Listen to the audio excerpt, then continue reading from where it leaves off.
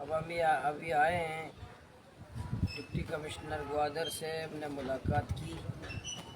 اپنا ایک پیغام دیا کہ یہ حکام بالا تک پہنچا دیں، کیونکہ coordination officer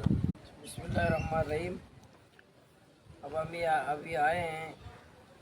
deputy commissioner Gwadar سے، ہم نے ملاقات کی، اپنا ایک پیغام دیا کہ یہ حکام بالا تک پہنچا دیں، کیونکہ coordination officer deputy commissioner Gwadar ہے، اس تک اپنی بات پہنچانا ہماری ذمہ داری ہے۔ ہمارے جو مطالبات تھے